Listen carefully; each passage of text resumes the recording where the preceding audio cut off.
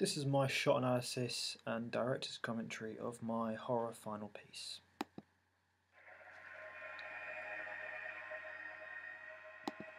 Immediately you are greeted with the logo of the production company we've gone for.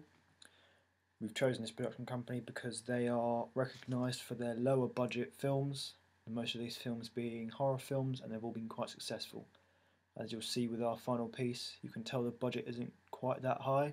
Most of the effects we've used have been practical effects, and we use a lot of makeup instead of CG. You can also see that the following logo has been flipped, which creates a disjointed, fragmented sense, creating unease and tension.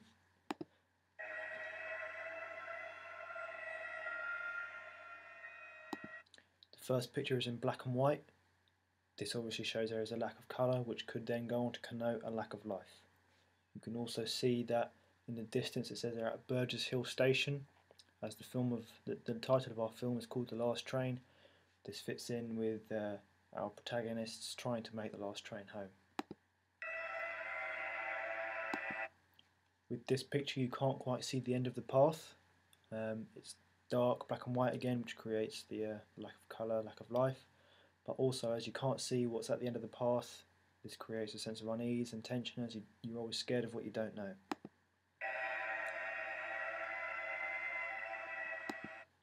With this picture you can tell they're in an isolated place, as there are trees surrounding them and in front of them. The light behind the trees is dying. This connotes their chances of survival fading with the light, and because they're in an isolated place, this creates a sense of tension and unease.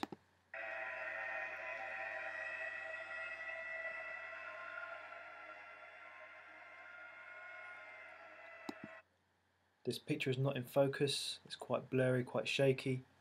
This suggests that when this picture was taken, the person could have been running from something, or something could have been running towards them.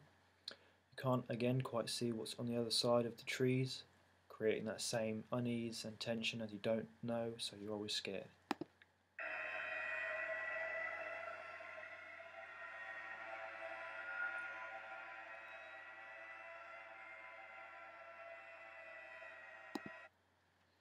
With these three shots, the light is always dying amongst them, which once again connotes their chances of survival, dying with the light. You also can't see what's around the corner or where the person is going.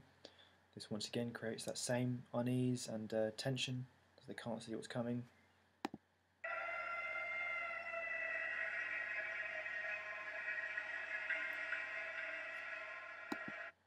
The pictures here are disjointed and fragmented.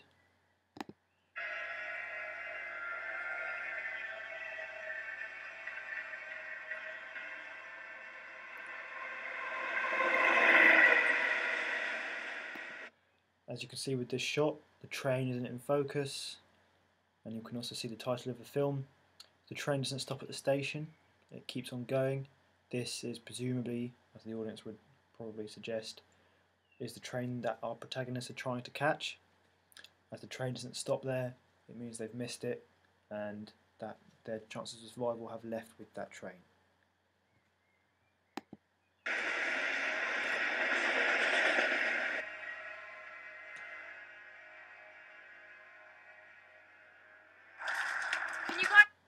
The first shot of the actual piece is a mid-shot of our three protagonists and the surroundings they are in. This establishes who the characters are and what sort of a surrounding they'll be in. Hurry up, the last train's in 4 minutes. Yeah, are we? I'm so full. I think that This next shot is from the back, so you can't see the faces of the protagonists. The music starts to come in and it's quite eerie, which could suggest that maybe something is following them, they're being watched, or something like that.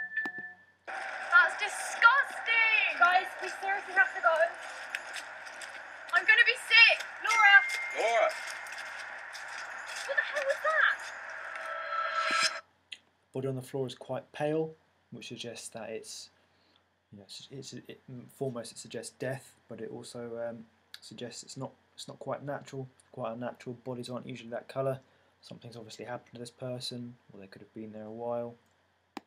What's happening? Oh my god. the main point of seeing that body on the floor is to create a sense of unease and tension as to what could be in the forest with them. We need to call the police. No, we can't. They'll think it was us. We should just leave. We have to call him. He's dead. And what do you think they're going to do? Get here, see 3 drunk teenagers and blame us. These 2 shots are set out to establish that there is a dispute between the group.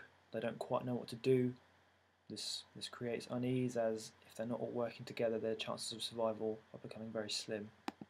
I mean, What was that? hello? This over-the-shoulder shot of an unknown figure highlights his or her separation from the group as well as the distance from them.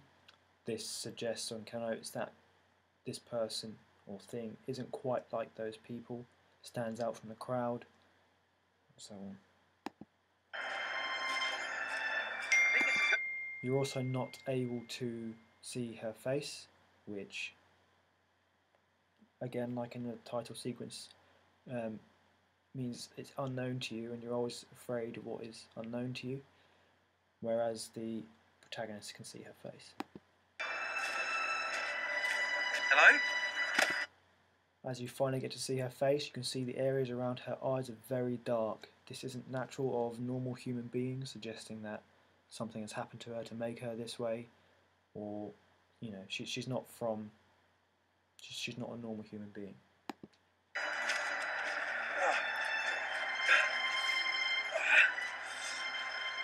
Someone help! Not being able to see the protagonist in this shot means that we don't know what's happened to him or what is happening to him, what the figure has done to him, which creates a sense of unease as we cannot see him or the other protagonist. We don't know what's happened to them all. Oh God, George! As we see the 2 protagonists running away, the remaining 2 can only assume that the other one has died. This means that they've seen what's happened to him and they've chosen to run rather than to stay and help him, suggesting that the severity of what was done to him is too much to stay and try and help with.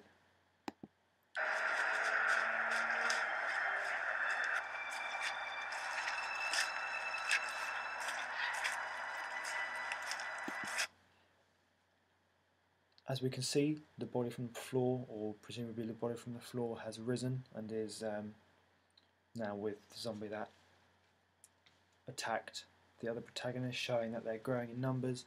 They're coming towards the audience, you know, indicating that they're coming for more people, suggesting that they will be growing in numbers. And this leads us on to the midsection of the film, which would be the overrunning of the world with zombies.